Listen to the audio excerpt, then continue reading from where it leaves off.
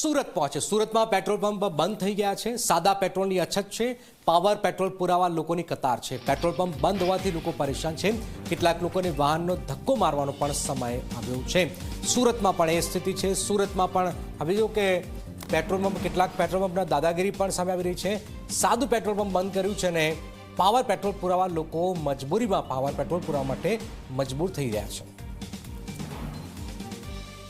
અત્યારે હું લગભગ 5 થી 6 પેટ્રોલ પંપ ફરી આવ્યો છું। બધે જગ્યાએ બંધનું લેબર લાગી ગયું છે। અત્યારે અહીંયા મળે છે એટલે અહીંયા તો ભીડ થવાની જ થવાની છે। પેટ્રોલ નહીં રહેશે માણસ કેમનું એનું ઘરનું કામ કેમનું કરશે, પોતાનું કામ કેમ કરશે, બધું બંધ જ થઈ જવાનું છે। પેટ્રોલ વગરની તો મહામારીમાં લગભગ તો એવું લાગે છે કે ગાડી મેકવાનો સમય આવી ગયો।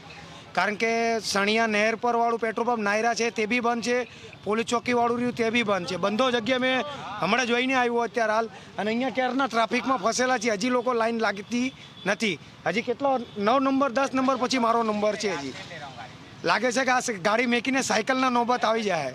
परेशानी तो बहुत है। हमारा छोटा मोटा धंधा है वो भी बंद हो गया है बाटले को। जैसे अभी वहाँ दुकान से आया, उसके बाद फिर घर का भी बाटला तो थोड़ा बहुत चल रहा है। अभी तो पेट्रोल भी परेशानी है। पेट्रोल तो कहीं मिल ही नहीं। पूरा डिंडोली बंद है पेट्रोल पंप। आगળ पूना पाटिया भी एकदम पूरा बंद है, कहीं नहीं मिल रहा है पेट्रोल। પેટ્રોલની લાઈન લાગેલી છે, એમાં સાદું પેટ્રોલ તો છે જ નહીં।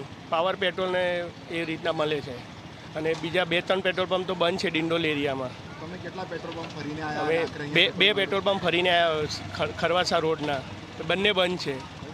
આગળ પછી સાયકલનો વિચાર છે।